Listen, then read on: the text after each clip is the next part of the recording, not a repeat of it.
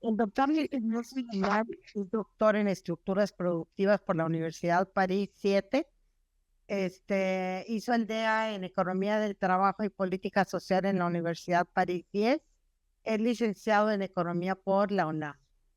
Actualmente es profesor titular en el Departamento de Economía, Administración y Mercadología del ITESO, y sus líneas de investigación, como decía, se enfocan sobre todo en el desarrollo socioeconómico, las políticas públicas y el empleo.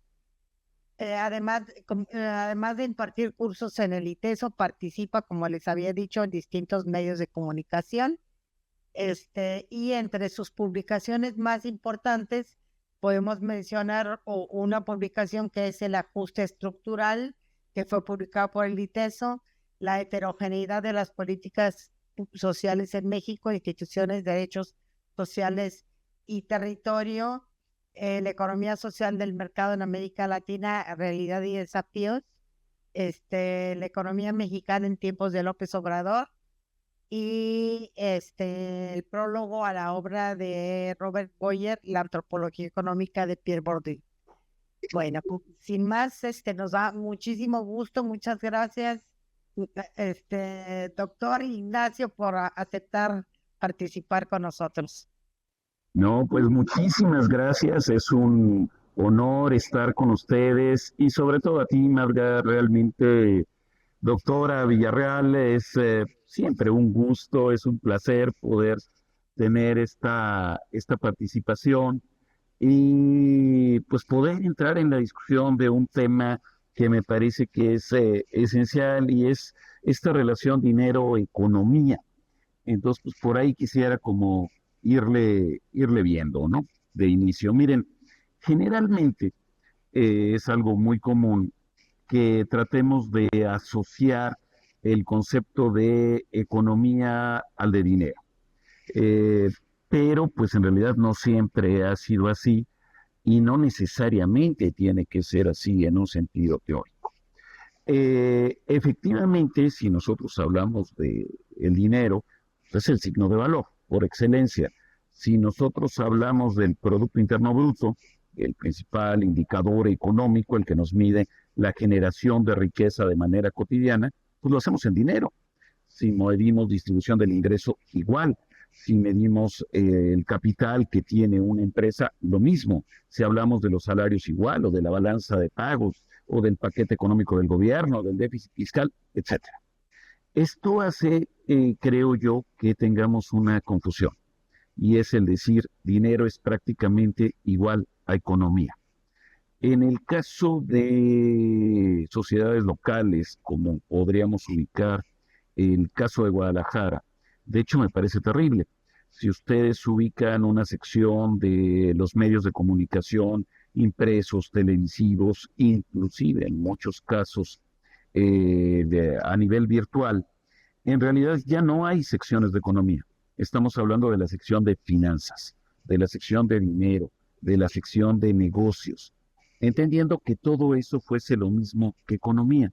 En realidad estamos reduciendo la economía simplemente a su expresión de forma, el dinero.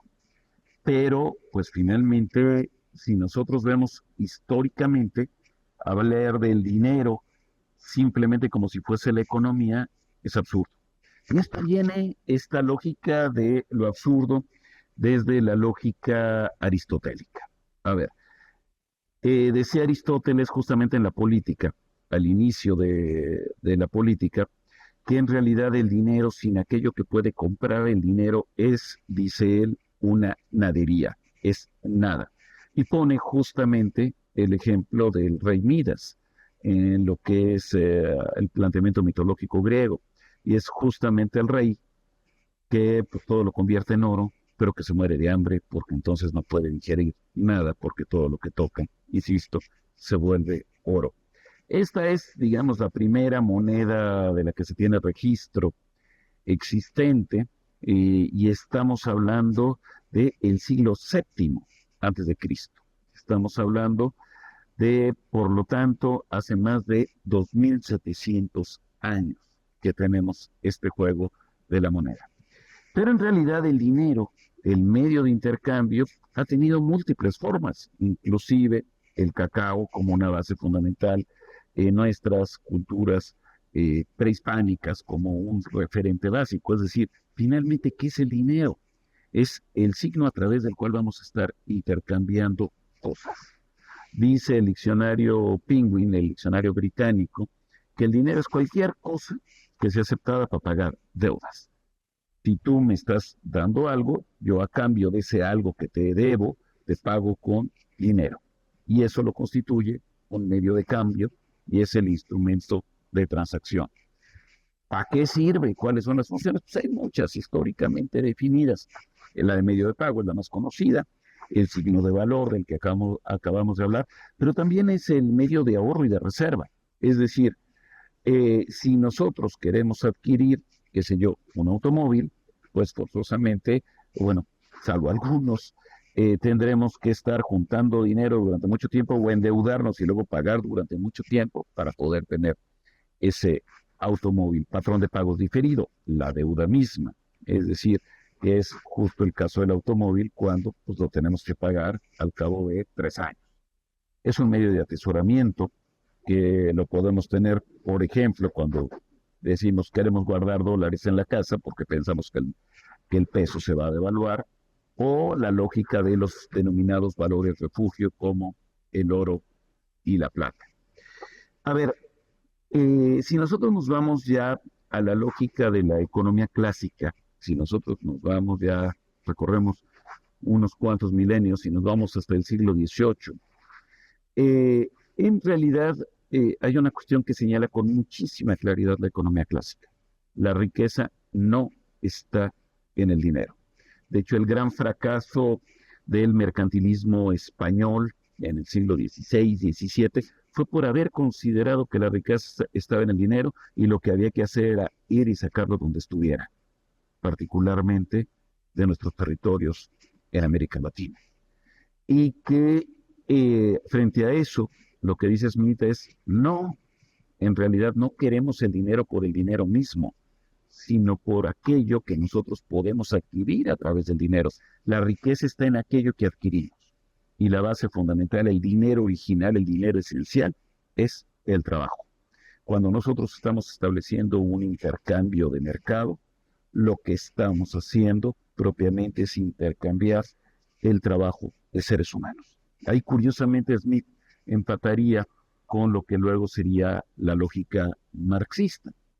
El dinero, finalmente, decíamos, podemos ubicarlo históricamente muy rápidamente con Grecia, con Roma, de manera muy particular, pero básicamente en aquel momento se entendía solo la lógica del cambio y había una plena condena al préstamo con interés. A ver, si yo le presto a uno de ustedes, no más bien si uno de ustedes me presta, qué sé yo, su celular, y yo a cambio del celular les tengo que devolver su celular y además mi reloj, eso es un interés. El gran problema es que quien me prestó el celular queda enriquecido porque va a tener de regreso el celular más el reloj y yo voy a quedar empobrecido porque me quedo sin celular y sin reloj. En otras palabras, el préstamo con interés lo que hace es empobrecer a unos y enriquecer a otros.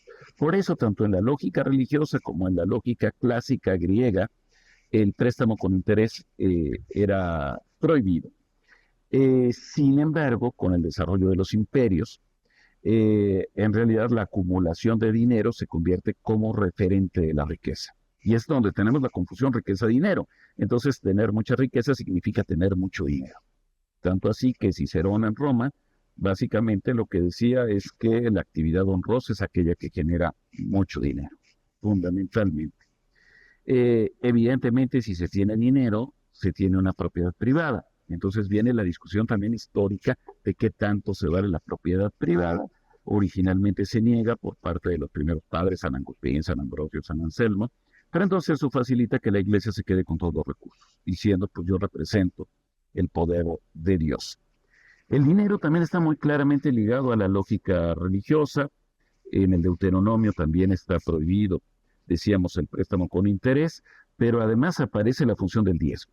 el dinero es fundamental para fortalecer un poder central, para tener un poder, un Estado que puede estar controlando, digamos, la conducta de los miembros de una comunidad, del pueblo famoso.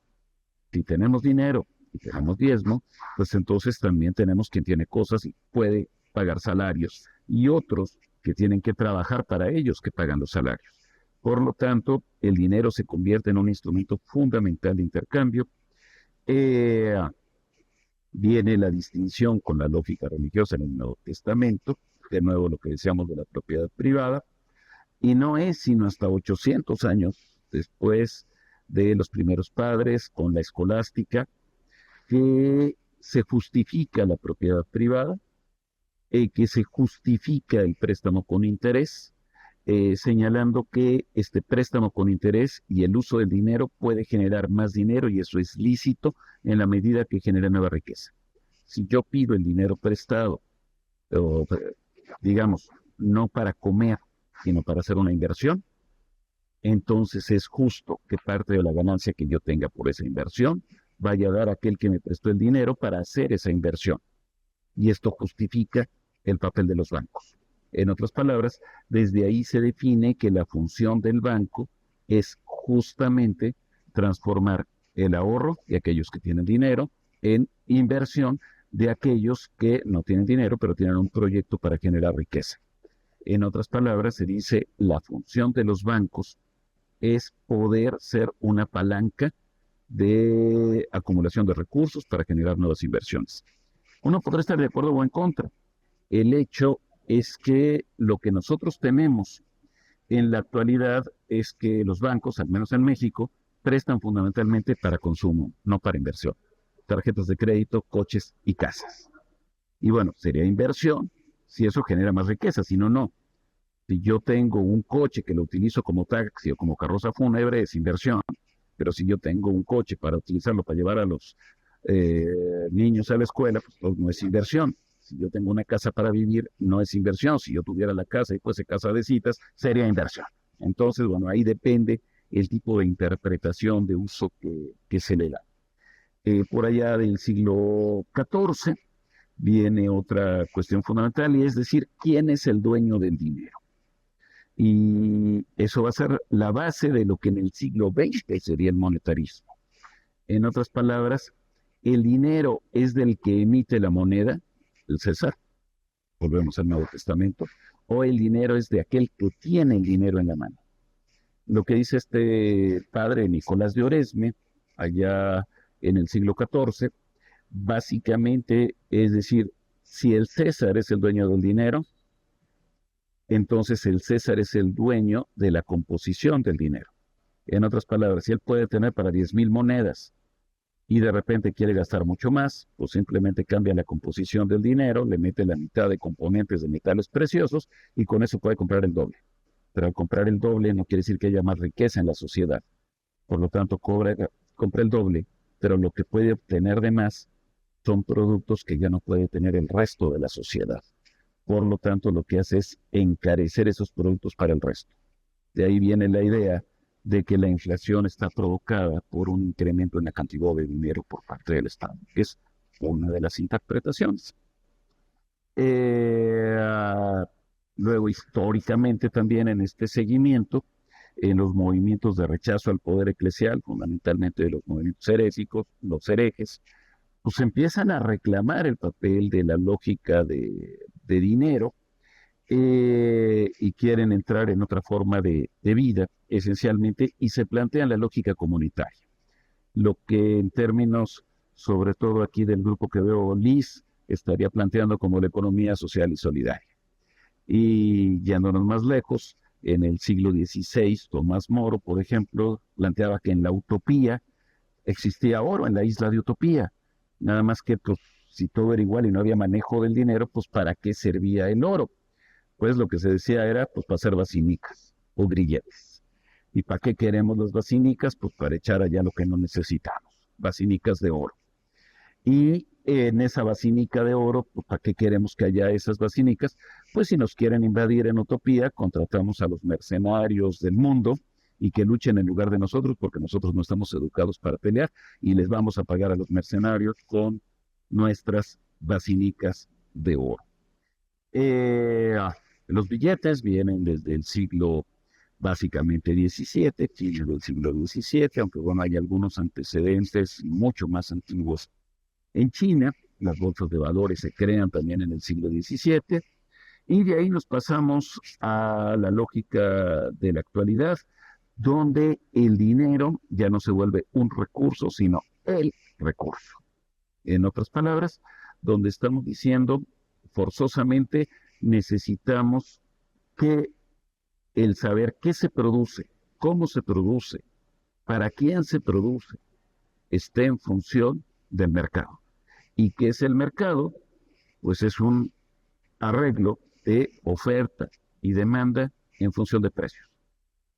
Yo necesito algo, ¿qué tengo que hacer? Tener dinero para poder comprarlo. ¿Y cómo obtengo ese dinero? Pues fundamentalmente trabajando. ¿Y cuánto dinero voy a tener? Pues depende de qué tan productivo seas.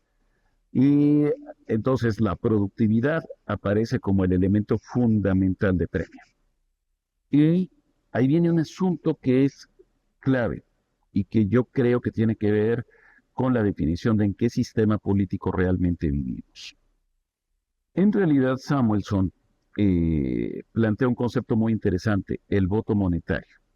¿Cómo se decide qué es lo que se hace en una economía? Bueno, pues yo tengo mi voto monetario. Es decir, yo voto por qué tipo de productos se deben de producir y cuánto se debe producir. Y les presento a ustedes mi boleta electoral. En otras palabras, ¿qué es lo que va a producir la economía? Depende de cuántas boletas electorales tenga cada quien. Y entonces aparece una situación muy particular. El sistema democrático es una persona, un voto, originalmente, al menos en un sentido puramente electoral, y en economía diríamos una unidad monetaria es un voto. Por lo tanto, la economía realmente es una lógica de voto ponderado. La economía no es democrática, es esencialmente plutocrática en la lógica del mercado. Entonces, el mercado fundamentalmente como opera en esta lógica mercantil es una contraposición a la lógica política de la democracia en términos de quién tiene el poder sobre Kratos, sobre, digamos, esta imagen también mítica del poder y la fuerza.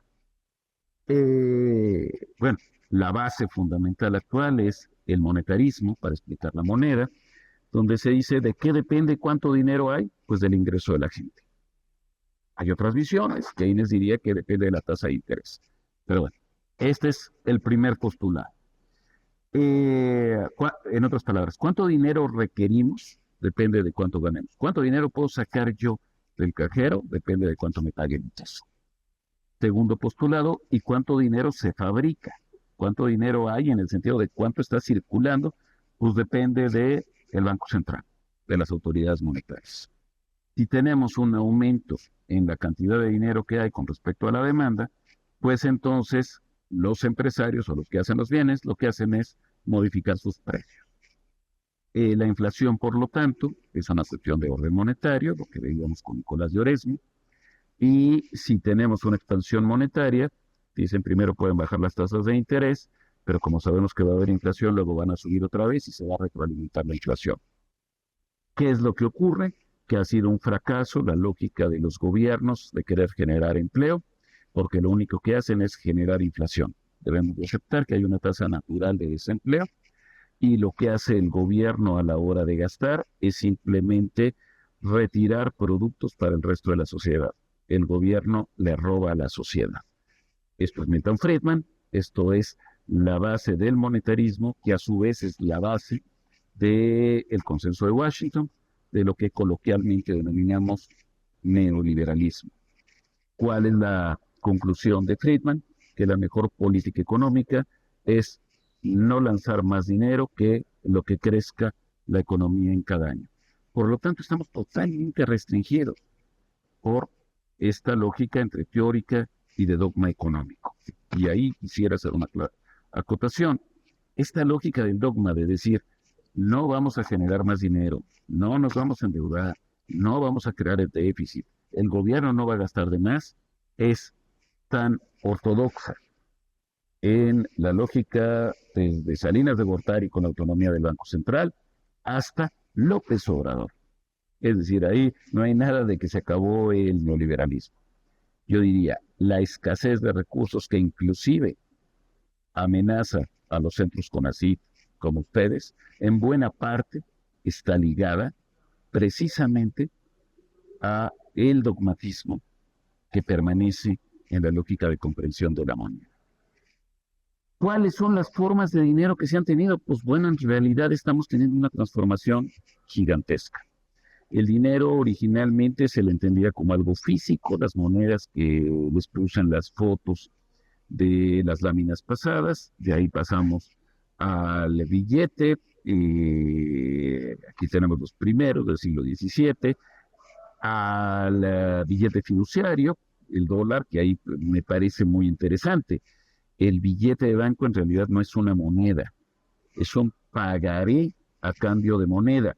De hecho, no sé si se alcance a leer, pero en el billete del dólar dice, esta nota es un documento legal para el pago de deudas públicas y privadas. O sea, es un documento que se reconoce público a cambio de un dólar, pero no es un dólar.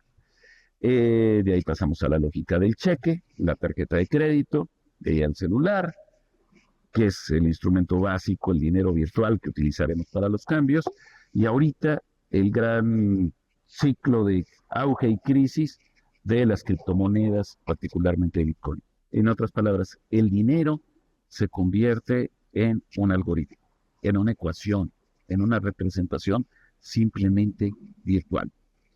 Ahora, ¿cuánto dinero hay? Pues depende entonces qué le llamemos en términos prácticos dinero. Entonces se dice, pues ¿cuánto dinero hay? Pues desde Copérnico decía que el valor de la moneda dependía de la cantidad, a menor cantidad el dinero vale más, a mayor cantidad de dinero el dinero vale menos. Pero si vemos cualquier país, concretamente en el caso mexicano, generalmente si nosotros decimos billetes y monedas, no es más que una parte realmente menor dentro del conjunto del dinero que existe. Hay otra parte, es a lo que se le denomina M1, o oferta monetaria 1. La oferta monetaria 2 incluye los instrumentos, las cuentas de ahorro, lo que se tenga en los bancos. El M3, todo lo que son los bonos que se puedan establecer por parte del gobierno y de parte de residentes de un país. Y M4, los que tengan los no residentes. México coloca bonos en el mercado de todo. En realidad, la mayor parte del dinero, esto es lo pago, simplemente son los agregados monetarios, es un dinero que en realidad no existe físicamente. Simplemente información, comandos electrónicos. Y me llamó mucho la atención, viendo algún diario de finanzas, que 95% del dinero que existe en el planeta, aunque suena contradictorio, no existe o no existe físicamente. En otras palabras, si nosotros estamos diciendo de cuánto es el Producto Interno Bruto mundial, es de aproximadamente 90 millones de dólares. 90 billones de dólares. Pero en realidad, si nosotros incluimos hasta las criptomonedas, estaríamos teniendo no 90 billones, ni siquiera trillones, es decir, que de 90 serían 100 veces eso, sino tenemos un cuatrillón de dólares. En otras palabras, si nosotros de repente sacáramos todo el dinero de la especulación y dijésemos, vamos a comprar todas las mercancías del mundo, habría muchísimas veces más dinero que el valor de las mercancías que se comprarían con ese dinero.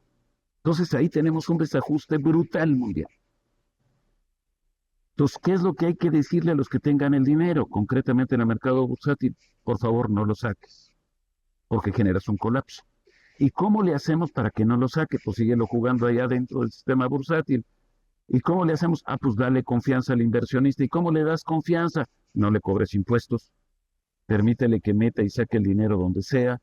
Dale tasas de interés altas. En otras palabras, al que tiene todo, dale más. Y esto genera un proceso de concentración del poder y la riqueza verdaderamente espantoso. Y es lo que estamos viendo como en pocas épocas de parte de la humanidad.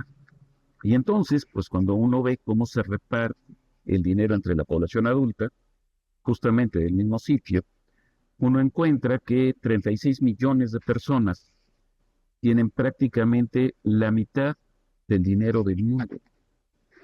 391 millones tendrían otro 40%, poco menos de 1.000 millones, el 10%, y 70% de la humanidad no tendría más que 2.7% del dinero existente en el planeta. Bueno, esto me parece que socialmente nos muestra precisamente el papel del control del dinero en las economías. De hecho, a mí me parece muy interesante un libro de Michel Aglietta, viejísimo, de 1982, prologado por Jacques Attali, uno de los constructores de la Unión Europea, que decía, en realidad, si estamos hablando del control del dinero, estamos hablando del control de las decisiones por parte de quienes tengan el dinero. Estamos hablando de violencia. Ahora sí que el instrumento de guerra más poderoso del mundo no es la bomba atómica, no son los cuernos de chivo, es el manejo del dinero que parecía neutro, que parecería como inocuo. Y dice, entonces cito a Jacques Attali en este prólogo al libro de Michel Aglietta, dice, la violencia de la moneda muestra la nulidad trágica de las teorías que han eliminado justamente la moneda para construir una economía puramente cuantitativa, lo que decía del monetarismo. Dice, el resultado es ridículo, deplorable, ingenuo, pero también perjudicial. Cuando esa teoría conduce a las dogmáticas políticas monetarias autónomas, a la lógica de autonomía de los bancos centrales, que es como lo que tenemos en México, dice que tanto daño hacen hoy en día las naciones que las emplean. Ya no se trata de faltas teóricas, sino de cosas serias, muy serias.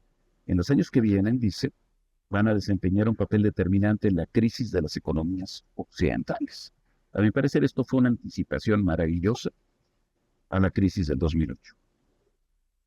Es decir, la desvinculación plena entre el manejo de la moneda y la economía real de las sociedades.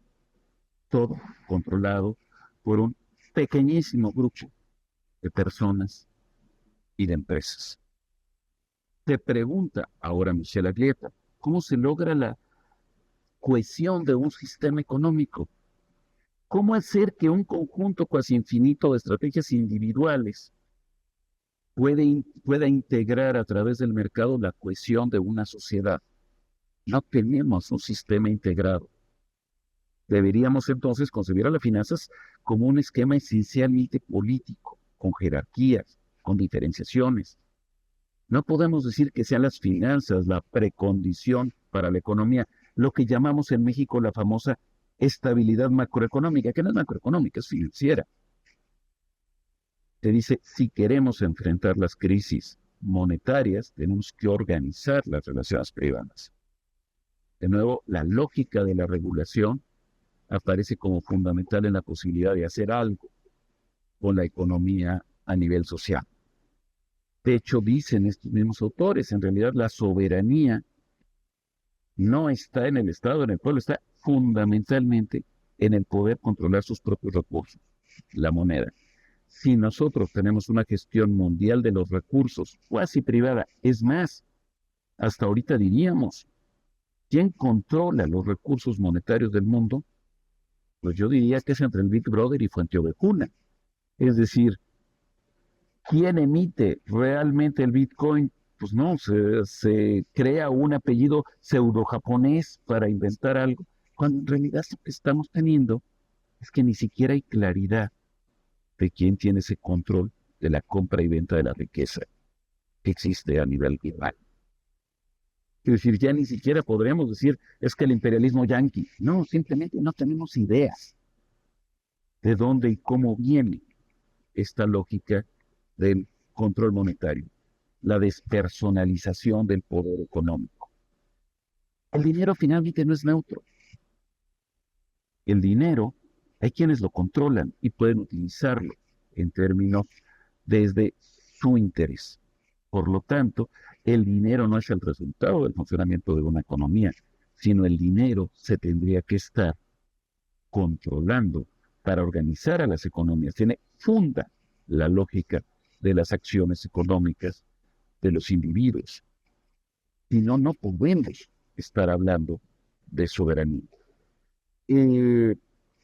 Por lo tanto, tendríamos que entender que en el mercado de dinero, fundamentalmente habría que subordinar la lógica de la política monetaria a las necesidades sociales, a la distribución del ingreso que queremos. Si nosotros estamos diciendo que el mercado es la condición de lo que hagamos, pues ese mercado está controlado por un pequeño poder. En otras palabras, cuando yo entré a la Facultad de Economía, lo primero que me dijeron hace 1000 años fue, a ver, la economía es una ciencia social. Y su objetivo, decían los griegos, es liberarnos de la pobreza. Si lo que nosotros ahorita, ya no cuando entré a la Facultad de Economía, estamos haciendo, es decir, tal política social, o tal política política, o tal política cultural, o tal política de lo que sea, depende de qué tan viable es económicamente, estamos poniendo la carreta por delante de los bueyes. Cuando lo que en realidad habría que preguntarse es, ¿qué política económica y concretamente qué política monetaria habría que establecer para que realmente se puedan cumplir los objetivos económicos y sociales? Lo fundamental es poner a la economía en función de la sociedad, no a la sociedad en función de la economía. No plantearnos que las políticas sociales deben de establecerse en función de su viabilidad económica. Finalmente, lo que hemos estado teniendo 2001, 2008, los riesgos actuales, es tener una enorme crisis monetaria que no exprese sino crisis sociales y políticas. Tenemos una brutal incompatibilidad entre democracia y rescates financieros. Porque entonces no es que el Estado no participe, neoliberalismo, sino que el Estado participa enormemente para salvar a los grandes capitales, que pudo haber sido Lehman Brothers, los bancos, las industrias automotrices, lo que se pide en México, de decir el Estado, ahora sí, dicen las grandes cámaras empresariales, debería de endeudarse y de endeudarse fuertemente para poder salvar a las grandes empresas, a las cámaras, es lo que piden las cámaras industriales.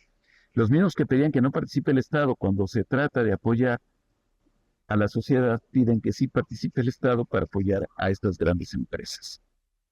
La crisis financiera ha sido resultado de esta autonomización del dinero con respecto al conjunto de la economía. Lo que estamos teniendo, curiosamente, es un enorme enriquecimiento de grandes capitales, lo vemos con la lista de Forbes, sin que haya crecimiento económico. ¿Quién paga los platos rotos? Pues ahí tenemos las purgas políticas. Y justamente los casos de Grecia, de Italia, España, de Portugal, de Bélgica, de Irlanda, en la crisis de la década pasada, que lo que ha traído es justamente algo brutal y terriblemente peligroso. Que los perdedores de este esquema de liberalización económica dicen, la culpa es del mercado mundial, por lo tanto tenemos que regresar al mercado nacional, por lo tanto tenemos que salirnos, por ejemplo, de la Unión Europea. Y entonces vienen los discursos ultranacionalistas.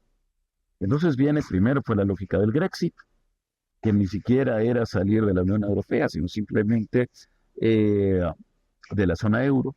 Pero luego viene el Brexit, y ahí sí es salir de la Unión Europea.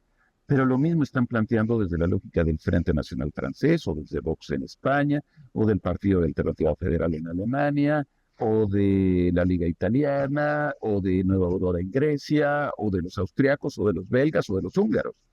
Es decir, por todos lados se está reventando el esquema de globalización, curiosamente, no desde el lado del rescate del interés social, sino del decir, la culpa es del otro. ¿Y dónde está el enojo?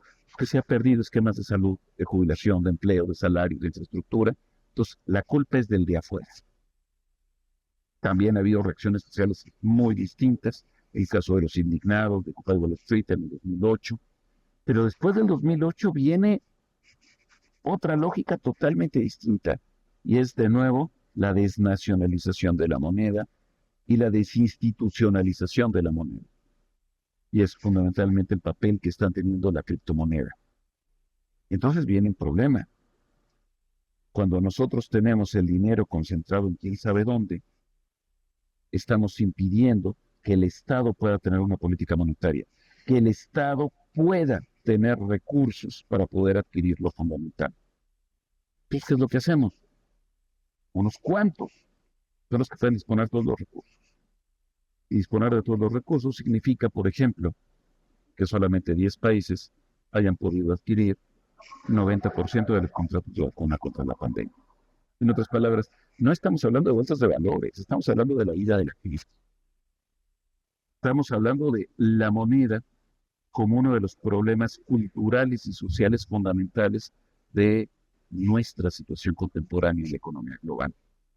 No es una cuestión meramente técnica que resuelva un ente ahí intelectual de expertise de Harvard que se llame Banco de México, Tesoro Norteamericano, Reserva Federal o Banco Central Europeo. Entonces, lo que plantea de nuevo los regulacionistas franceses es que las instituciones financieras nuevamente puedan diferenciarse y que puedan realmente actuar en función de las reglas de la propia sociedad. Pero eso implicaría reestructurar, generar una nueva arquitectura financiera internacional. Dicen ellos, la política monetaria es un compromiso evolutivo entre intereses de acreedores e intereses de deudores, y esos intereses son parcialmente contradictorios, hay competencia, y parcialmente solidarios. Todos requerimos de este unidad. Por lo tanto, creo que aún si nosotros restringiéramos mercados de dinero, bolsas de valores, criptomonedas, etcétera, a lo económico, yo recuperaría aquello que dice Piketty en el Capital del siglo XXI, en el siglo XXI. La economía es tan importante que no podemos permitir que la dejemos en manos de los economistas. Y le agradezco muchísimo a Magdalena esta invitación, porque es también la invitación a ustedes, antropólogos, a sociólogos, economistas locos como uno, a todos aquellos que están en esta lógica de ciencias sociales, a filósofos, para decir, por favor, entren al debate económico. No podemos permitir que la tecnocracia barata nos arrebate, nos defiende. Es lo que yo diría como grosso modo que pensaba en esta presentación. Magda, muchas gracias. Yo no sé cómo la vean. Personalmente me encanta tal cual. Gracias. Agradecemos muchísimo tu presentación y podemos abrir la mesa a preguntas.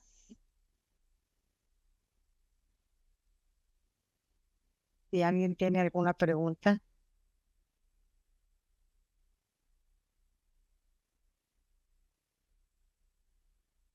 Si no empieza nadie más, empiezo yo. Que a mí me pareció sumamente inspiradora. Creo que hemos últimamente leído este tipo de temas, pero la manera en que lo presentas y nos lo dice tan lógico, es sumamente interesante. Yo quería preguntar existencia.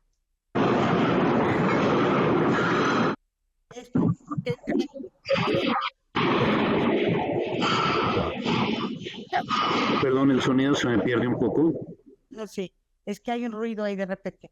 Sí, esta existencia de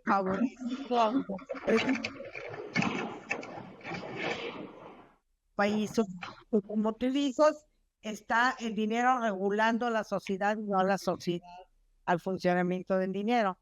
Entonces, ¿en qué beneficia realmente a un país?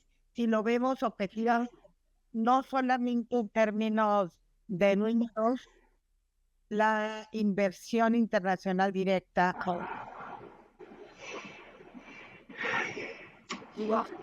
que se hace tanta insistencia en esto, en tantas cosas para que los inversionistas vengan a invertir aquí. y lo único que hacen es invertir en los bancos, no necesariamente invertir en Mira, a ver, yo lo que diría es que justamente la sociedad es un rehén de las finanzas. A ver, el poder es tan grande que uno lo que diría es, ¿qué pasaría si se le dijese a esos grandes inversionistas especulativos hasta aquí? Pues simplemente dicen, pues me llevo mi dinero. Y si nosotros decimos, por ejemplo, en el caso de México, a ver, si de repente entre Carlos Slim, Balleres, Laramburu Zavala, Larrea, Salinas Pliego, Azcárraga, los hijos de Lorenzo Zambrano o del señor Maceco, dijesen, me llevo ahorita mi dinero. Y me puedo llevar ahorita de un momento a otro, por cuestiones especulativas, 20,000 millones de dólares. Mañana tendríamos una devaluación donde el peso se podría ir al doble, al triple o al cuádruple de su paridad con respecto al dólar. Simplemente. ¿Qué significaría eso? Pues simplemente que no tendríamos dinero para comprar gasolina o para poder tener el maíz para las tortillas o de tener lo más elemental para la vida cotidiana. Dicho en otras palabras, se crea una situación de caos y saben perfectamente los grandes inversionistas ese poder que tienen. Y entonces, el gran problema ya entonces no es de orden nacional, es de orden global. Es decir, por eso una de las propuestas más interesantes que se generó a fines del siglo pasado fue el famoso impuesto Tobin, el Tobin Tax. James Tobin, Premio Nobel de Economía, lo que hizo fue una propuesta bien interesante, es decir, a ver, las transacciones en bolsa son de tal monto que de repente en un minuto puede cambiar una acción de bolsa, cambiar 5, 10, 20 veces de menos en un minuto. Entonces, lo que decía es, creemos un impuesto si mal no recuerdo el monto, pero digamos que fuese del 0.05% a toda transacción especulativa, a toda transacción en bolsa de valores a nivel mundial. Los cálculos que él hacía en los años 70, 80, era que con ese impuesto del 0.05% se generaría un recurso mayor a todo aquel que existía para enfrentar la pobreza en el planeta. En otras palabras, que ese pequeño impuesto permitiría realmente generar políticas globales de erradicación de pobreza. Sin embargo, eso no se hace. Es decir, no hay ninguna coordinación internacional que diga establezcamos un impuesto como la tasa Tobin, para dar simplemente un ejemplo de ese poder. Y es lo que más nos muestra que el poder en este país es de orden plutocrático.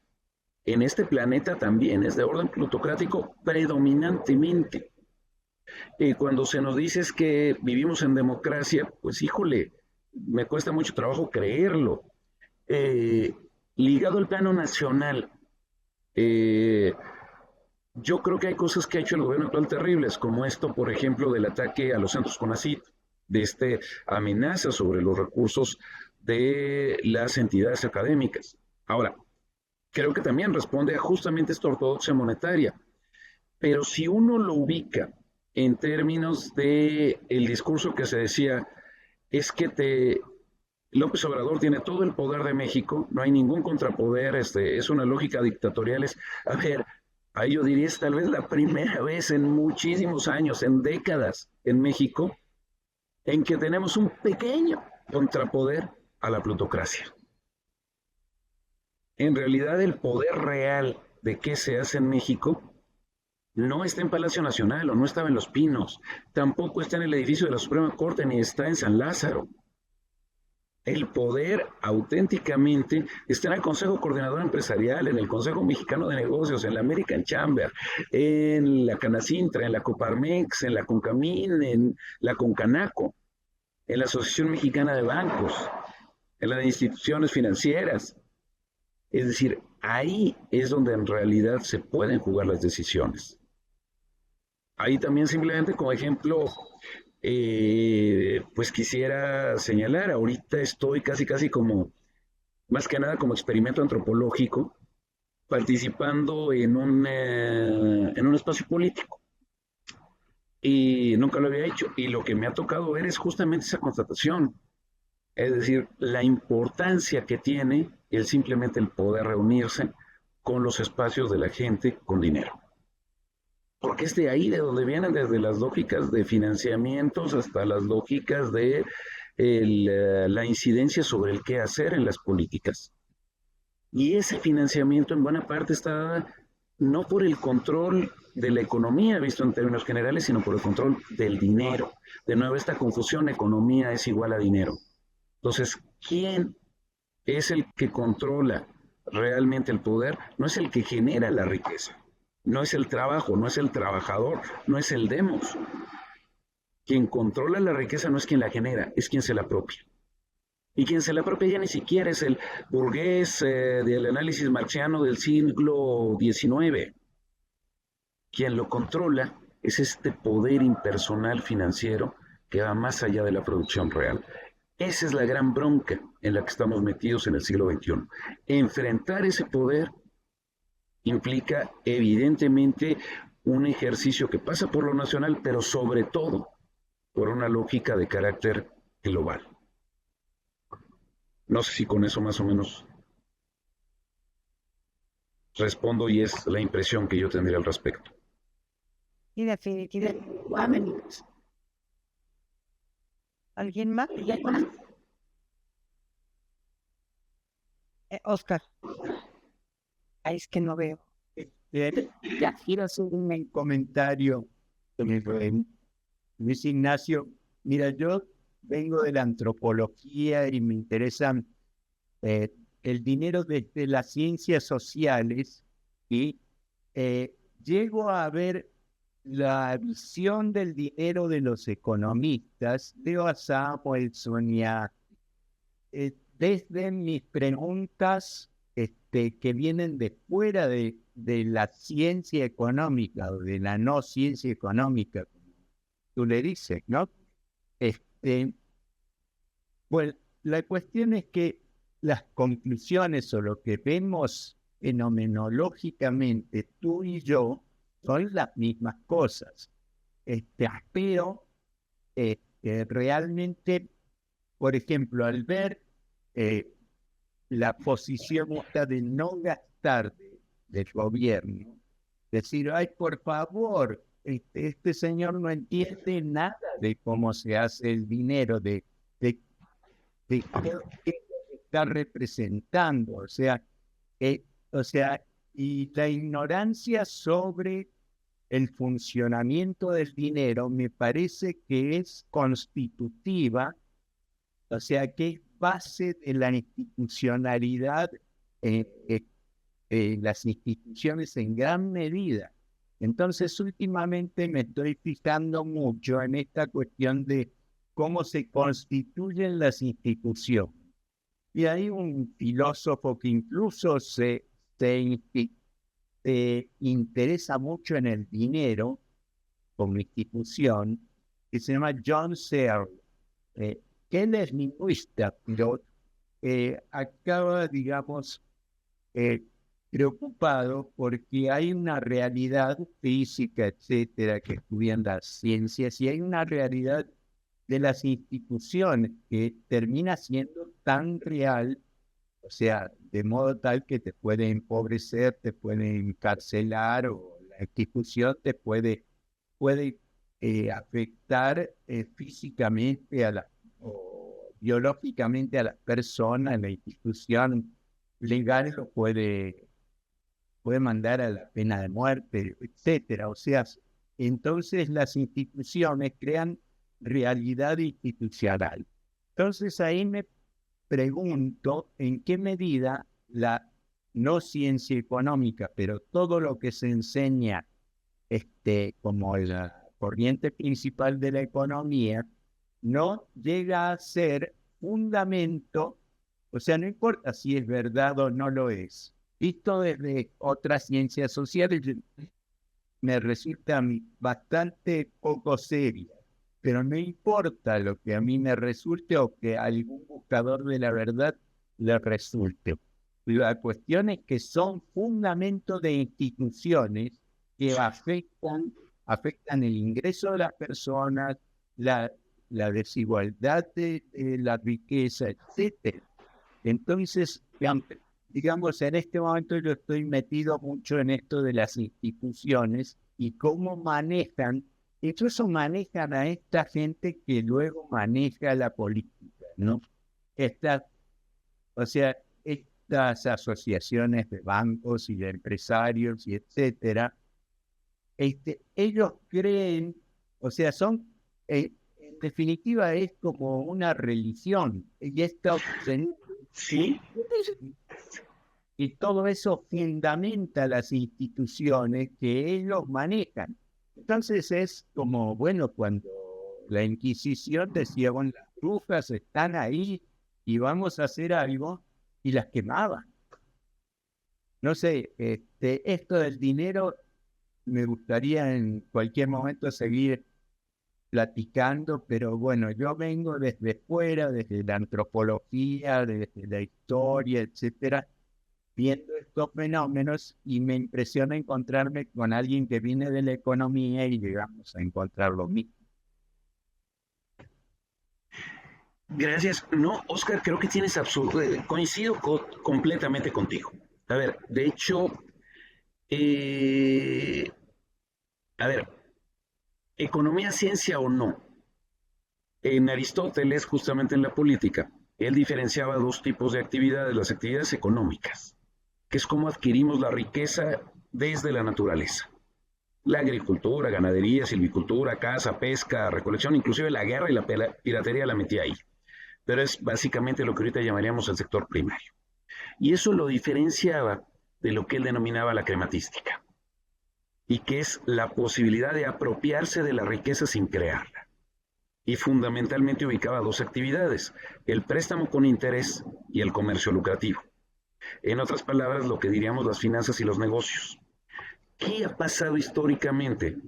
Que aquello que Aristóteles denominaba como crematística y que era la antieconomía, actualmente es casi el centro de la economía. Es decir, cómo volteamos el concepto, donde si nosotros nos pusiéramos en plano aristotélico, no es la economía la que domina el mundo, al contrario, la economía está totalmente arrinconada en el mundo, está totalmente sometida, subyugada, y en realidad lo que manda es la crematística, es decir, el mundo del dinero. Y que nos lleva a una visión terrible, que es lo que decías de la visión, cuando tú dices poco serio en cuanto a búsqueda de la verdad, de la visión predominante. Justo, cuando le dan el premio Nobel a Milton Friedman en 1976, con el padre del monetarismo contemporáneo, finalmente, él utiliza como referente fundamental en su discurso a Leopold Wittgenstein, con el positivismo lógico. Y básicamente lo que él dice, a ver, básicamente el carácter científico de una disciplina está en el manejo del lenguaje. Y no hay más que un lenguaje científico, y es el lenguaje matemático. Y en ese lenguaje matemático, lo que va a dar es modelos donde lo que nos está interesando no es propiamente descubrir la verdad. A mí no me interesa si la inflación está dada porque el gobierno gastó de más. A mí lo que me interesa es que el conocimiento sea útil. En otras palabras, si el gobierno deja de gastar dinero, controlamos la inflación. Entonces, aunque la inflación no haya sido causada por la emisión inorgánica de dinero, si controlamos el dinero que gasta el gobierno, voy a tener éxito, y entonces en el futuro mi capacidad predictiva es correcta.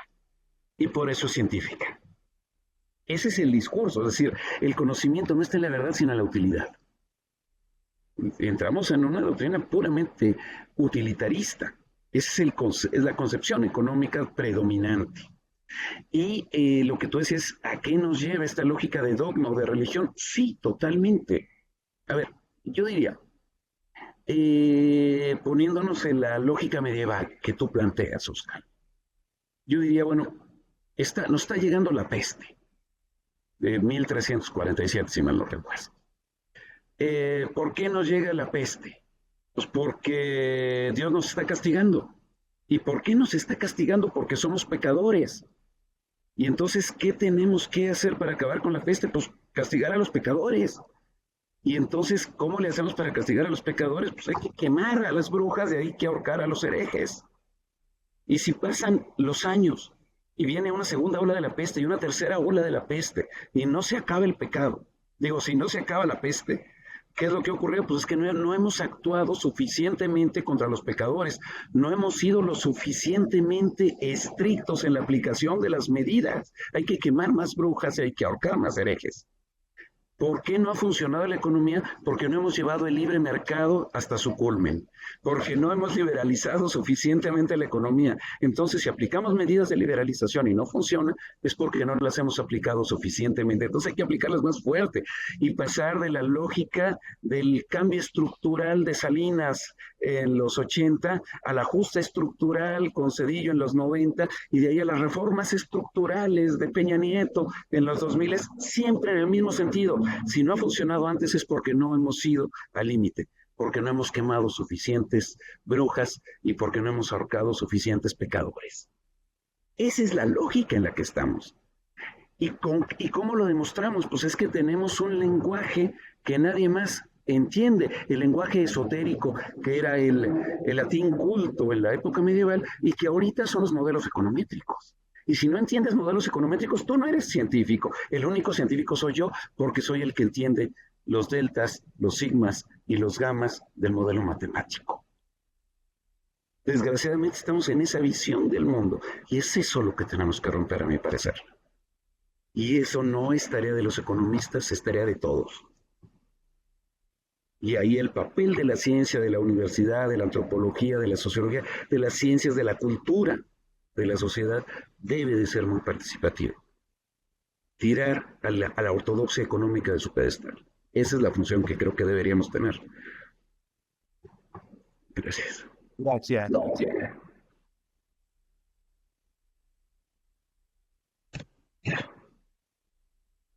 Muchas gracias, Nacho.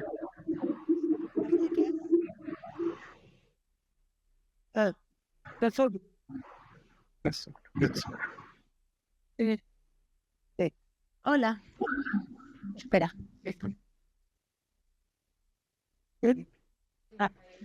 Hola.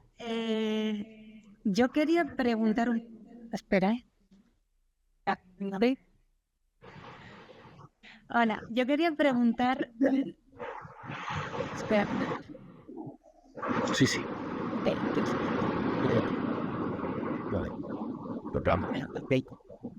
Creo, Luis Ignacio, que... A ver, quito mi micrófono.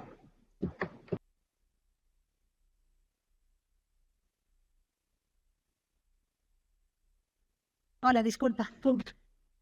Yo quería un poco preguntar sobre qué medidas regulacionistas que se estén llevando a cabo, si es que los conoces, te parecen efectivas. Hace unas semanas la administración de Biden, por ejemplo, hablaba de un impuesto global, sobre la creación de un impuesto global. También mencionabas que las propuestas, si no son a nivel global, que te parecían poco efectivas. No sé si podemos pensar otras. Bueno, sí, entiendo que que pensamos en unas medidas que tienen que tener un carácter global y en una recuperación del poder del Estado. No sé si también podemos pensar en otro tipo de regulaciones que involucren más a las comunidades, como la creación de economías sociales y solidarias. Un poco lo que nos queda por delante, si no vamos cómo contraatacar esto. Claro, no, sí tienes toda la razón. Usuri. A ver, yo creo que hay un rollo que armaron los japoneses que fue muy interesante después de la Segunda Guerra Mundial, digamos la japonización de la industria, y que fue la combinación de máquinas universales, es decir, maquinaria del mismo tipo que utilizarían los Estados Unidos, con máquinas particulares, es decir, la combinación tecnológica para diferenciar productos. ¿Qué es lo que nos dice? Debe de haber elementos de carácter general y elementos de carácter particular. En los elementos de carácter particular para resolver las broncas, me parece que si gran parte de la humanidad, 70%, no tiene más que 2.7% del dinero del mundo, entonces quiere decir que esta parte de la humanidad bien podría desarrollar esquemas justamente que tú mencionas, sociales y solidarios, que es lo que también Liz trabajó fuertemente en su tesis de maestría, que es la creación de esto de las monedas comunitarias. Y que hay un montón de experiencias a nivel internacional, en el caso de México, el Tumin, justamente de toda la zona del Golfo de México. Es decir, el poder crear estructuras de intercambio que le devuelvan al dinero su papel original, el intercambio real del trabajo entre la gente y las comunidades, creo que es muy importante. Desgraciadamente ese esquema no te permite decir, pues me voy a comprar una laptop o me voy a comprar un celular. En otras palabras, requerimos también de una lógica de mercados globales. La propuesta de Biden y la propuesta finalmente que sacaron mucho los europeos, por ejemplo los verdes, o que han sacado hasta en parte corrientes de izquierda y socialdemócratas en Europa, no tuvo finalmente éxito por el poder económico precisamente de los capitales financieros en Europa, pero para allá iba. De hecho, yo recuerdo en alguna vez que estuvimos en Alemania durante una buena cantidad de tiempo viendo el modelo de lo de economía social de mercado. Fuimos en un montón de instituciones, digamos, de sindicatos de trabajadores, de sindicatos de empresarios, de organismos nacionales y de Länder a nivel de promoción industrial, de esquemas agrícolas, y había un esquema muy lindo de formas de participación social en la lógica de la economía, altamente reconocible, y realmente era muy atractivo como visión. Todo iba bien hasta que llegamos al Banco Central Europeo en Frankfurt. Es decir, ahí entra uno en la ortodoxia más extrema. Ahí uno dice, ¿qué pasó con todo el resto de agentes que habíamos visto? Es que aquí el que manda es el dinero. En otras palabras, ¿qué es lo que ocurre inclusive a nivel empresarial? A la mayor parte de los empresarios, los micros, los pequeños, los medianos, no le conviene este esquema. En otras palabras, sí se puede hacer un cambio de esquema financiero. Cuando vino la crisis del 2008, Biden, la Merkel, inclusive Sarkozy en su momento en Francia, empezaron a declarar junto con todos que se necesitaba una nueva arquitectura financiera internacional, que no se podía seguir con el mismo esquema porque era peligrosísimo, porque nos llevaba a crisis recurrentes, a burbujas inflacionarias o a burbujas financieras cada vez más grandes. Y todo el mundo decía, esto va a cambiar. Y uno dice, pues qué bueno, ya que cambie. Y qué bueno que entró Obama porque va a plantear otra lógica. Sin embargo, 13 años después que cambió, no cambió nada. Es decir, fue tal el poder que al final, aunque había ese consenso político global del cambio, no se dio. Pero eso no impide que haya nuevas burbujas inflacionarias, nuevos riesgos de crisis, nuevas formas de interacción inmanejables. Y esto hace importante que desde nuestros espacios, el político, el social, el académico, el cultural, realmente sigamos trabajando para decir, ese cambio se tiene que dar. Si lo dijo Biden, qué bueno. Yo no sé qué tanto se vaya a dar o no. Pero el hecho de que desde la presidencia de Estados Unidos se plantee ese discurso, a mí me parece positivo, porque es el mismo discurso que también veíamos como propuesta alternativa en Europa en los años 90, y es el mismo que veíamos con la lógica en lo académico desde James Tobin en los años 70, 80, y que es contradictorio completamente con la visión monetarista predominante en el mundo contemporáneo. Entonces, o sea, finalmente nadie está condenado al fuego eterno, justamente volviendo a la lógica del medioevo, es decir, pues sí, tuvimos el agujero negro de la historia, pero también tuvimos el Renacimiento. Es decir, requerimos la posibilidad de hacer algo diferente. Gracias. Muchas gracias, Nacho. ¿Tienes una? Sí. Bueno, pues son muchísimas las cosas que me gustaría comentar, pero y tengo que ordenar mis ideas y eso me llevaría más tiempo. Pero una cuestión de detalle, digamos, ¿no? Con esto último que acabas de decir de la creación de monedas comunitarias y el caso del Tugnum como el que se ha expandido más, la moneda comunitaria más expandida, digamos. No hay que olvidar que el primero o de los primeros que comenzaron a hacer publicidad del Tugnum lo metieron, bueno, lo detuvieron y lo amenazaron. En fin, también tienen que haber una condena ahí para que estas cosas no se expandan tanto, ¿no? Y lo mismo ha pasado con las monedas en otros lugares del mundo. Pero no me quiero desviar a ese tema de las monedas, sino, bueno, reconocer que como economista eres muy particular. De verdad que no siempre los economistas hablan pues de esta manera porque, como tú mismo dices, es antieconómico. Entonces, ¿cómo se van a hacer la guerra a sí mismos, ¿no?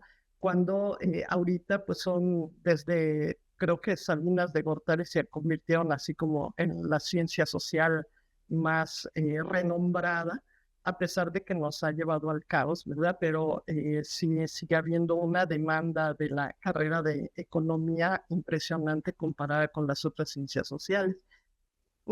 Aquí el asunto que me preocupó mucho es cómo ir educando a la gente. Y yo pondría un ejemplo así muy breve con lo que está sucediendo de esta, podríamos llamar, pues no es pandemia, pero el problema de la desnutrición y sobrepeso y bueno, el que estamos ahora, la mayoría de los mexicanos, haciendo que México sea el país con mayor obesidad del mundo.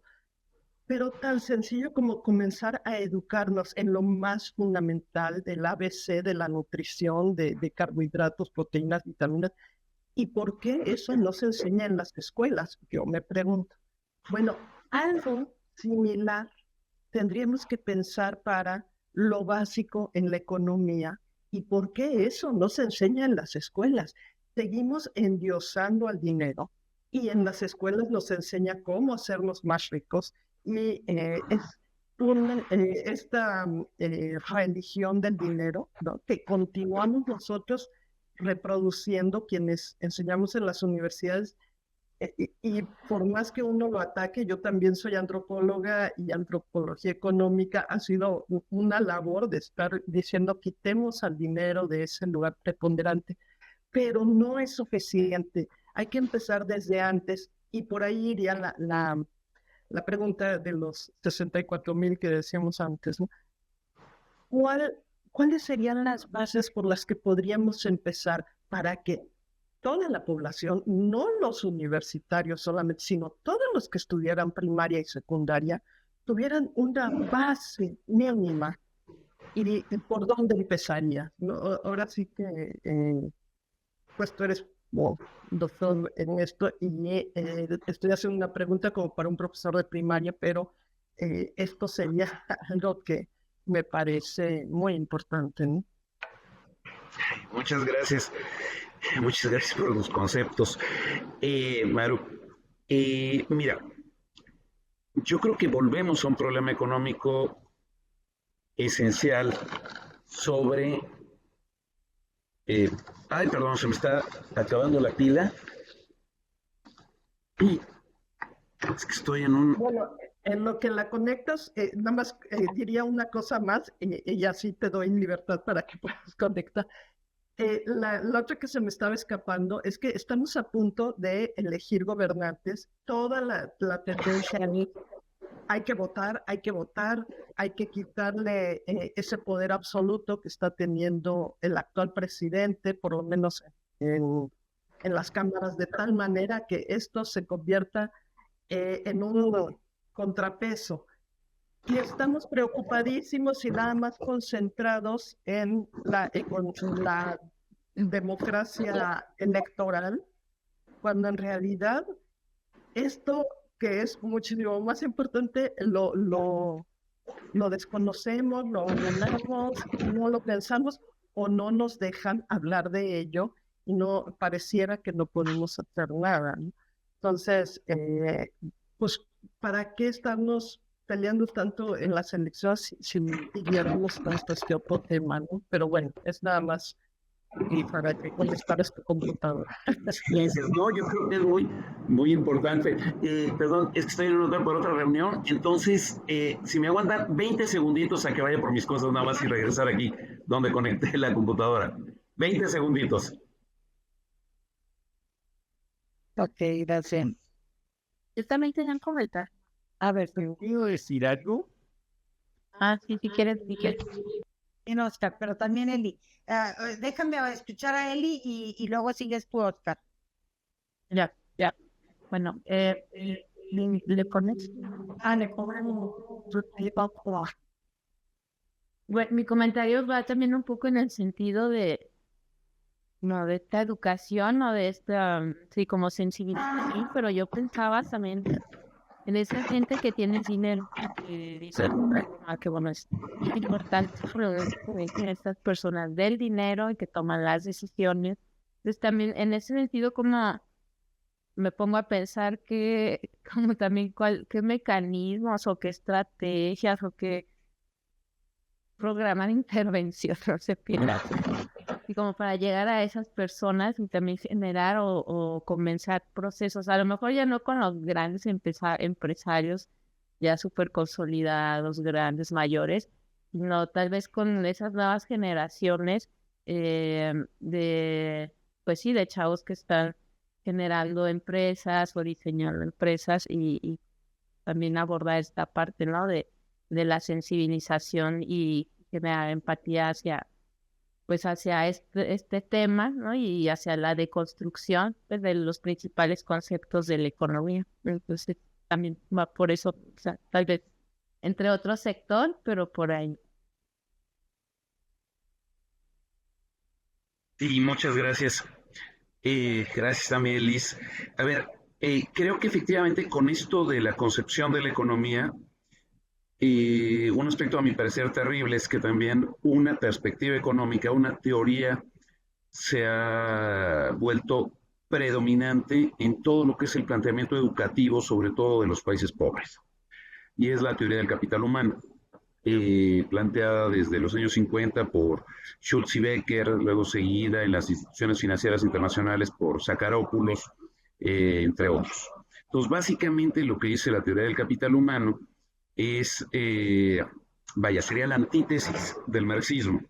Si en el marxismo el factor generador de valor es esencialmente el trabajo y el capital no representa finalmente más que trabajo muerto o trabajo pasado, en la lógica del capital humano, el trabajador es una forma de capital. Y entonces capital humano, el sustantivo es capital, el ser humano es solamente adjetivo. Entonces se puede invertir en el ser humano de la misma manera que se puede invertir en una máquina. ¿Cómo podemos saber si es una buena o mala inversión la que se hace en el ser humano? Pues dependiendo de su nivel de rentabilidad. Y esa rentabilidad estará en función del mercado. Entonces, una buena educación es una educación rentable en el mercado. Es decir, una educación que permite obtener trabajo más rápido, con mayor ingreso y donde se adecue lo que se estudió con lo que se hace. En otras palabras, ¿qué es lo que tenemos que fortalecer en un país maquilador? Educación tecnológica de acuerdo a los requerimientos del mercado.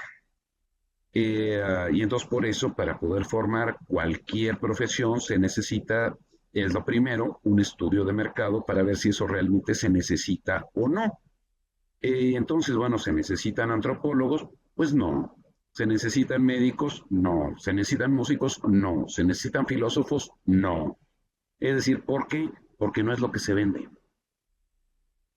Digo, el caso de los médicos. En México sobran médicos. No importa que la gente se esté muriendo al doble o al triple que los promedios internacionales. Es decir, si a mí me da apendicitis en la punta del cerro y no hay servicios, digamos, sanitarios o ni siquiera electricidad ahí, pues entonces no necesito un médico. Y es decir, yo lo que necesito es un cura que me ponga los santos óleos, simplemente, porque al final no representa una demanda del mercado. Yo no tengo dinero para pagar la atención, ni hay los recursos económicos para esto. Por lo tanto, no se necesitan médicos, y efectivamente México no necesita médicos desde esta perspectiva de mercado. La gente no tiene cómo pagarlo. Entonces, bueno, ahí estamos teniendo los grandes efectos de la pandemia. Pero volviendo a la lógica de capital humano, lo que estamos diciendo en esta visión es, lo que hay que aprender es aquello que se vende: inglés, tecnologías, lo que permitirá conseguir un trabajo inmediatamente. Entonces, ¿qué es lo que finalmente es prescindible? Pues defender, por ejemplo, derechos humanos, o defender derechos laborales específicamente, o defender que las estudiantes, qué sé yo, desde prepa, secundaria, puedan defenderse real y fuertemente frente a acoso o hostigamiento sexual, o es decir, porque eso no es lo que demanda el mercado. Entonces necesitamos entender a la educación mucho más allá de capital humano. Y eso implicaría, en términos de la lógica del dinero, pues simplemente las preguntas fundamentales: ¿por qué tenemos lo que tenemos? ¿Quién hizo aquello que nos estamos comiendo? Recuerdo mucho algún meme que me... Bueno, el meme protestante, pero sí conservadora, rezando ahí alrededor de la mesa por los alimentos, diciendo: demos gracias al Señor Jesús por estos alimentos, ¿qué tal? Y luego en la parte de la derecha del meme, ahí te hablan, Chucho, y está el campesino simplemente ahí echando la semilla en la tierra, pues. Entonces creo que es eso lo que debemos de retomar como asunto fundamental en este proceso. ¿De dónde viene lo que tenemos? ¿Cuáles son los problemas de reparto? O sea, el problema fundamental de nuestras sociedades no es de productividad, es de distribución. Si nosotros logramos quitar el estigma de decir es que no podemos repartir lo que no se ha producido, no, a ver, cuando nosotros nacimos todos y cada uno de nosotros, ya la riqueza estaba repartida, se va repartiendo constantemente, pero no es que vaya primero la distribución o la producción, es un ciclo conjunto. Pero entonces tenemos que entender que no es que no seamos improductivos, es que la producción que generamos está enormemente apropiada por muy poca gente.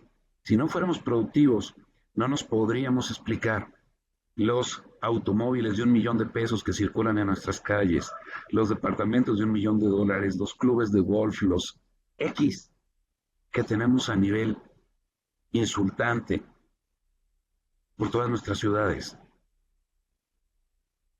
Si no hay productividad, ¿de dónde sale el recurso para eso? Entonces, el gran problema que tenemos no es de producción, es de apropiación de la riqueza. Y es eso lo que tendríamos que estudiar en ejercicios muy claros desde el inicio.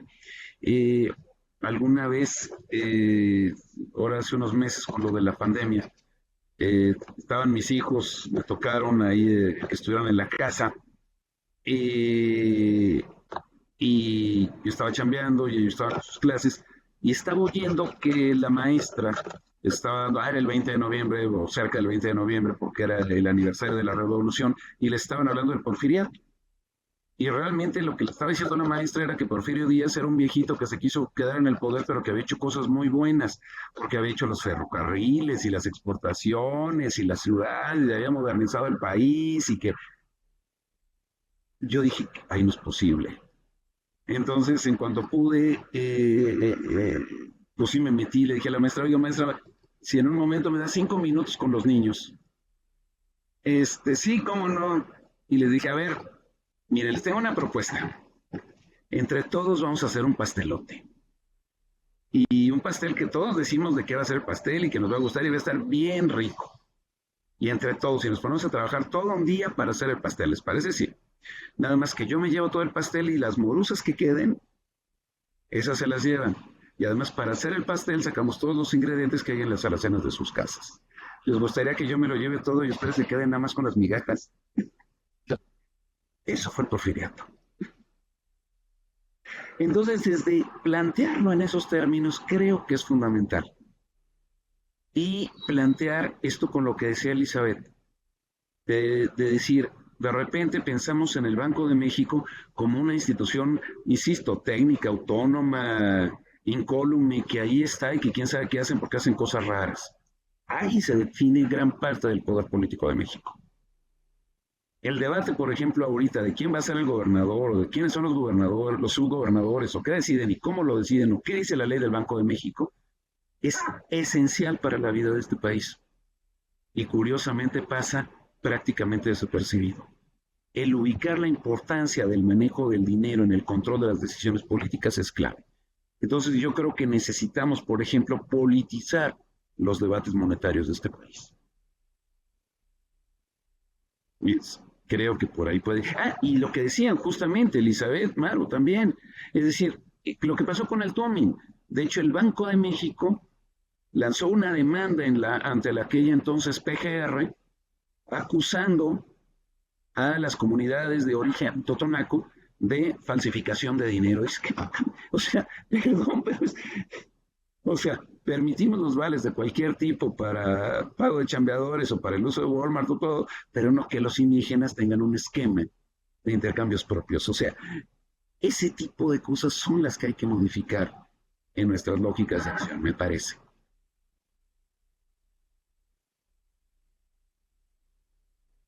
Excelente. Gracias. Y hablaros.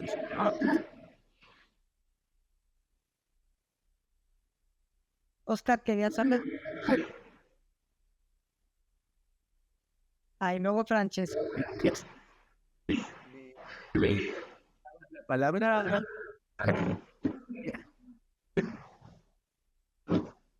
Oscar. Sí, con respecto a lo que decía María Eugenia, ahí me resonó algo importante cuando dice, bueno, tenemos que decir de come frutas y verduras, digamos, una consigna sencilla y que da resultados en la salud pública, ¿no? En ciencias sociales y específicamente en estas divulgaciones de economía no tenemos ninguna divulgación de conocimientos básicos. O sea, llegamos con mucha dificultad a darnos cuenta de que el Banco Central no hace más que el 10% o algo así del dinero circulante y el resto lo hacen los bancos comerciales y lo prestan con interés. Y entonces tenemos una forma de explicarle eso a que lo sepa hasta el presidente de la República de Irlanda. No le sabe, no lo sabe. Y en cambio, todos hemos ido. Yo me acuerdo, a los 9 años aprendí por el capital e interés. O sea, ¿qué es capital e interés? Y tiempo. A los 9 años lo aprendí. O sea que el capital da interés, me lo dijeron antes de entender cualquier otra ciencia y cualquier otra. Entonces esto está metido como una ideología, digamos, de niño, ¿no?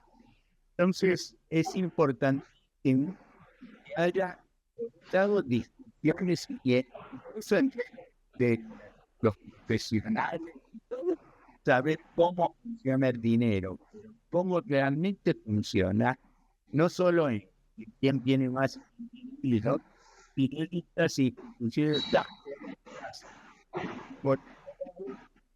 de hecho, obligación para que toda la gente sepa estas cuestiones básicas y sepa que no es fundamental que el dinero que se hace tenga que dar interés, como el vino o en otro podría verlo a nivel nacional, también una moneda, como a veces se plantea una moneda del Banco Central directamente manejada por los cuentahabientes. Bien. Sí, digamos, la educación financiera debe de ir mucho más allá que una mera lógica empresarial sobre el interés. Es de nuevo ubicar el sentido del dinero, es ubicar el sentido de quién y cómo está generando eh, la riqueza. Y sí, las iniciativas de cooperativas, de cajas de ahorro, de monedas comunitarias, de cooperativas en términos generales, yo creo que es importantísimo para también generar otra visión de las cosas. Pero sobre todo creo que políticamente una de las cuestiones es decir, el Banco Central no debería de tener como única misión el control de la inflación, porque entonces estamos cayendo estrictamente en la lógica monetarista. Ahí sí, tanto en el Tesoro norteamericano como en el Banco Central Europeo, se supone que el Banco Central sí tiene una función en términos de producción, de empleo, inclusive de medio ambiente. Entonces, el poder recuperar la lógica de que la política monetaria no es una política aislada del mundo, sino es una política que está plenamente integrada con la vida cotidiana de todos nosotros, eso tendría que ser básico. Y entonces politizar realmente la lógica del papel de los bancos centrales. Ahí creo que es clave. Gracias, Nacho. Francesco. Sí. ¿Y me escuchan? Sí, sí. Sí. Pues muchas gracias. Es un placer desde el punto de vista de un antropólogo económico escuchar economistas con los cuales podemos conversar, ¿no? Porque a veces no tenemos el mismo lenguaje con los economistas, no tenemos puntos de conexión y al contrario hoy que tuvimos varios. Y quisiera regresar al punto que tocaste sobre la relación de política y finanza y sobre todo el aspecto del valor que llaman artificial financiera. Yo considero poco.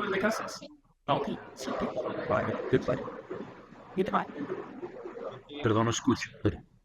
Si en los últimos 40 años que finanza que gobierna a la economía también ha habido otro proceso, o sea que esta finanza no solo se ha quedado dentro de pequeños clubes, sino que se ha ampliado, ¿no? a toda, digamos, buscando ampliar, alargar, incluir, ¿no? La inclusión financiera, incluir más y más gente dentro de esos mecanismos financieros, vendiendo productos financieros. Ahora hasta ya se habla de producto financiero como si fuera algo material, ¿no? Y pues también los pobres, ¿no? Como en la lógica del capital humano que mencionaste, los pobres pueden ser inversionistas de sus pequeños haberes, ¿no? Entonces incluirlos dentro de un mecanismo financiero. Entonces ha habido este tipo de popularización que no equivale a democratización de la finanza, no simplemente incluir a más gente que ponga su dinero dentro de la circulación financiera global. Entonces me pregunto, ¿qué piensas si este proceso que estamos viendo de popularización de la finanza pueda ser en un dado momento y dentro de cuáles, digamos, mecanismos o condiciones pueda volverse democratización? O sea, que ya que digamos una vasta población ya está dentro del mercado financiero, esta población desde dentro pueda tener la fuerza política para cambiar el equilibrio de las cosas, o cuáles podrían ser las condiciones para que se diera, y también cuáles han sido hasta este momento los mecanismos y las técnicas político-económicas que han permitido a los pocos que gobiernan el mercado financiero mundial a esta grande masa que ellos mismos han querido.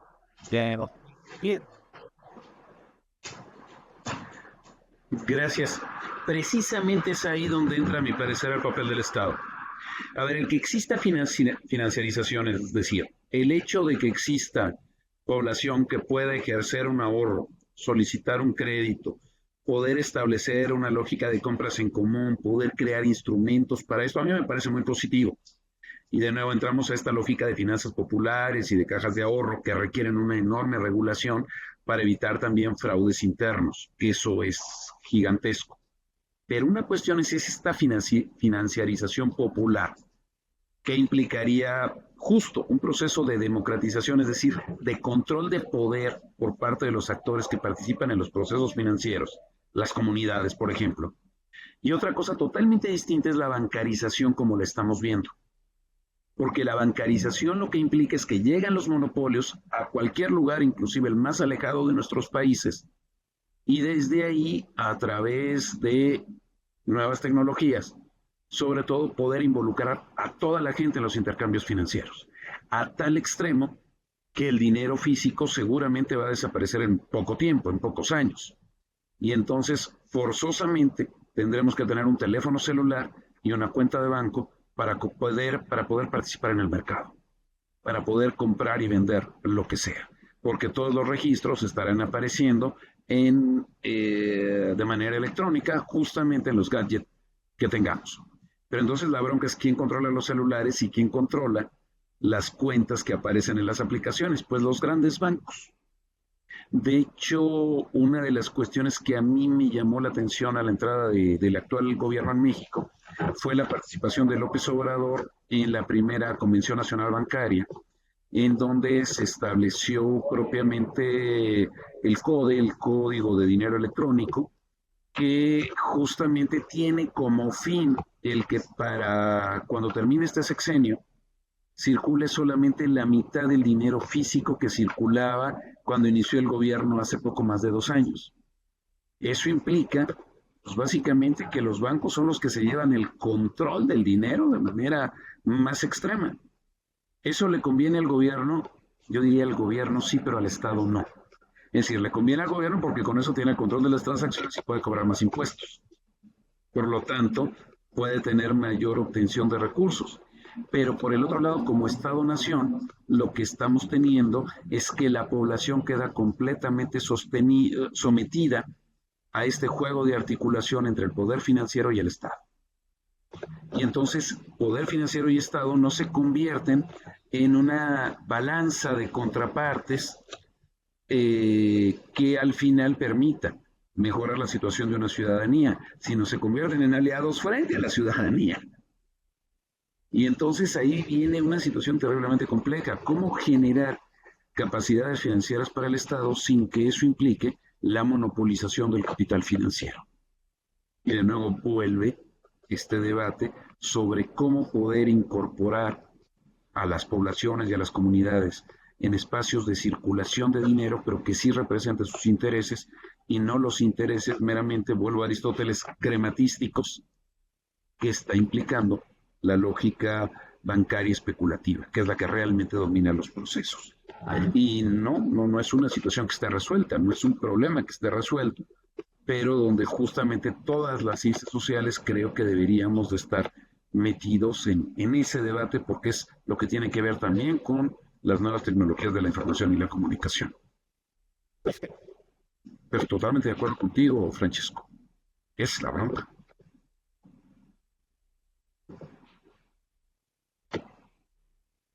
Pues no sé. Gracias, Sancho.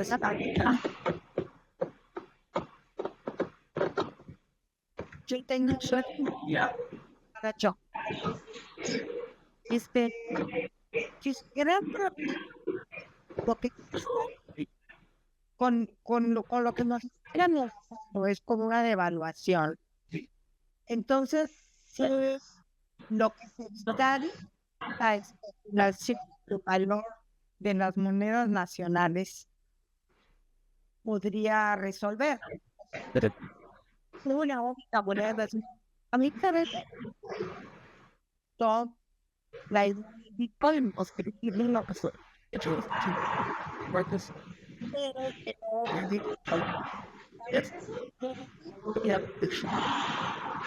Perdón, se me pierde tu voz, Magda. Ay, es que hay ruido de repente. Se sigue especulando en términos de su valor porque se mide con respecto al valor de las monedas nacionales. Si hubiera una única moneda internacional global, no se podría especular con esos valores. Me pregunto qué tan factible sería eso.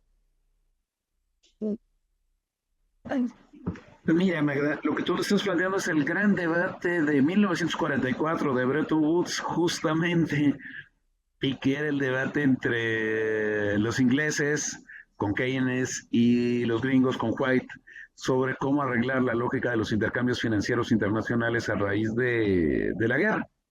Al final, bueno, la propuesta de Keynes era que fuese el oro el referente fundamental, y White lo que decía, sí, nada más que 75% de las reservas de oro del mundo las tenemos en Fort Knox, en los Estados Unidos. Al final quedó el patrón dólar, pero también quedó la convertibilidad del dólar en oro. Es decir, que cada 100 dólares podía uno ir al banco y decir los cambio por tanto.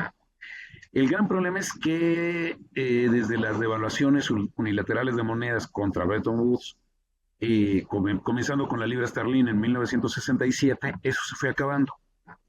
Llegó la ola de devaluaciones a los Estados Unidos en el 71 y a la hora de devaluar el dólar norteamericano, Nixon decretó simultáneamente la inconvertibilidad del dólar en oro.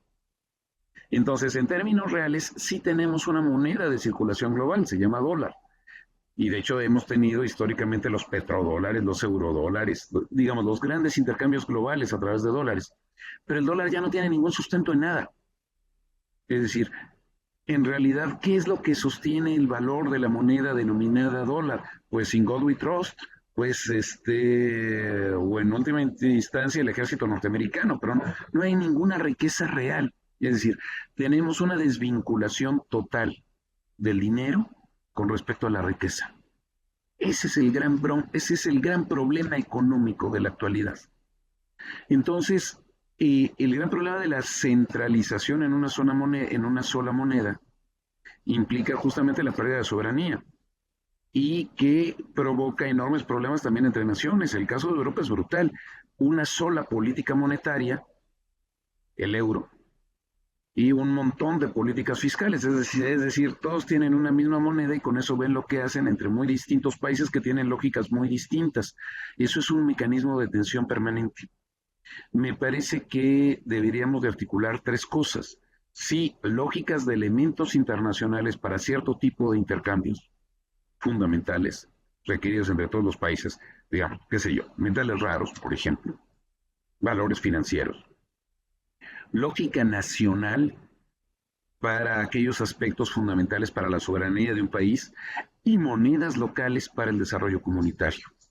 Entonces, crear un sistema con estos tres niveles creo que sería un elemento de estabilidad importante y que podría implicar la devolución de un poder realmente democrático a la gestión de la moneda y no al mero poder especulativo en el que estamos maniatados, somos rehenes en todos lados. Muchas gracias. Gracias. ¿Alguien más? Sí, puedo. Sí, claro.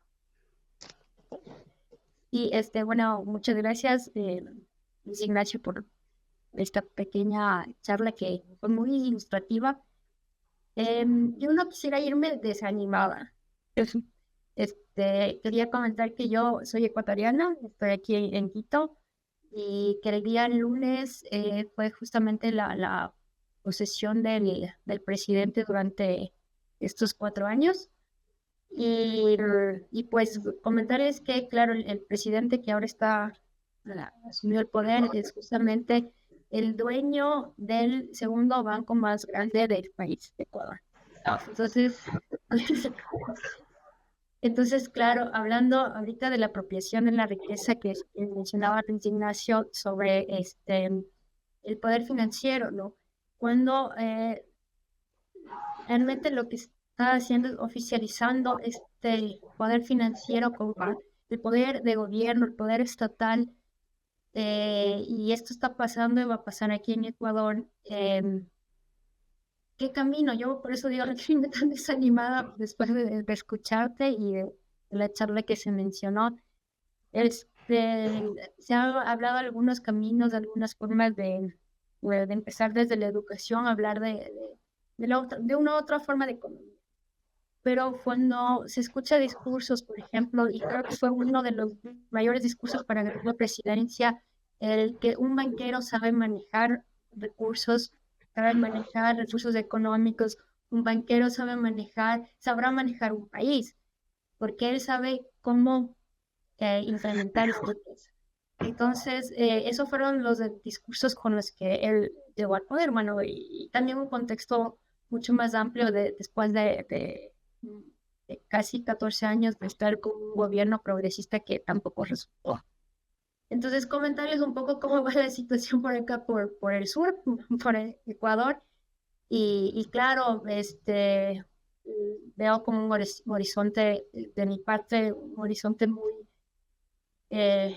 nada alentador, ¿no? Entonces, nada más quería comentar esta situación y si puedes mencionar algo para no desanimarme tanto. Oh, sí. Muchas gracias, Marifer. A ver, mira, sí creo que hay elementos para optimismo en Ecuador. No por el presidente, sino porque Ecuador ha demostrado que tiene un poder indígena cada vez más fuerte. El que haya sido justamente una lógica, no de un candidato, sino de una movilización indígena, la que haya podido llegar a la segunda vuelta electoral, habla de posibilidades alternativas importantes. Y justamente en ese sentido, el papel de lo comunitario y de moneda comunitaria, creo que justamente puede permitir ciertas autonomías que vayan más allá de la disputa Quito-Guayaquil. Es decir, que vayan mucho más al fondo de las necesidades sociales de la población. Entonces yo creo que ahí tienen mucho que hacer aprovechando la fuerza política que se ha creado. En cuanto al poder presidencial, la verdad es que sí me parece terrible el discurso, o sea, que decir si manejo a los bancos, manejo el país. En todo caso es el cinismo, es decir, es la exhibición de una realidad, de dónde está verdaderamente el poder, y eso lo se explica de manera muy clara. Pero tampoco el correísmo tenía una visión alternativa. Y en su discurso también estaba, no vamos a enfrentar la dolarización por nada porque es maravillosa. Lo cual también es un absurdo, porque entre otras cosas, bueno, yo fui allá hace muchos años, no sé si siga siendo la situación similar, pero resulta que tenían el dólar como moneda, pero seguían manejando los centavos metálicos derivados del sucre, finalmente. En otras palabras, eran porcentajes, pero porcentajes de quién sabe qué, porque no eran porcentajes de dólar, eran porcentajes de una figura ya desaparecida, lo cual creaba técnicamente una historia más de García Márquez que de técnica bancaria. Es surrealista finalmente esto, pero habla de la posibilidad de desvinculación de la lógica de la moneda formal, el dólar, de los intercambios cotidianos que está haciendo la población. Entonces también ahí creo que existe una posibilidad real en el caso del Ecuador. Entonces, en la medida en la que, digamos, sea capaz la sociedad ecuatoriana de no quedarse solamente en la lógica electoral, sino en una democracia deliberativa y participativa más fuerte en sus formas de organización interna, creo que se pueden hacer cosas importantes. Y sí, pues digo, es una desgracia, yo no sabía esto del presidente. Ahora, pero finalmente pues, están maniatados porque en realidad el poder financiero en el Ecuador no se encuentra en Quito, se encuentra en Washington.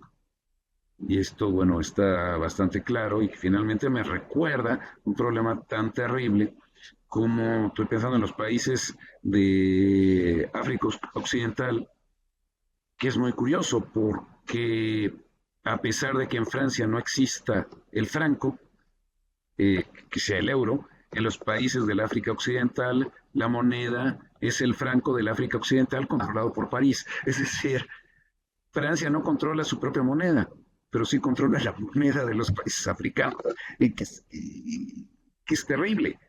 Entonces, aquí estamos teniendo en el Ecuador un problema de falta de soberanía brutal, pero que finalmente puede tener contrapesos, y yo creo que hay elementos de cohesión, sobre todo bajo la vanguardia indígena, que puede ir creando posibilidades alternativas reales. Entonces, nadie está condenado al fuego eterno, al infierno total, porque entraríamos nosotros mismos a aquel justamente discurso que señalaba Oscar, medieval o inquisidor, ¿no? Creo. Bueno, pues Sí. una manera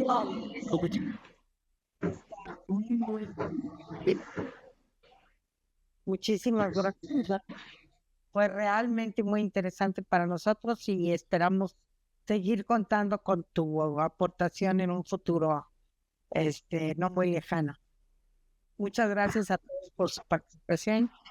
Magda, es un honor, es un gusto, les mando un abrazo muy, muy fuerte, les deseo lo mejor y sobre todo también un buen futuro para el CIESAS, para el estudio antropológico y por favor, échenle bronca a los economistas, por favor, métanse en esto, no nos dejen solos a los que no estamos en la corriente predominante.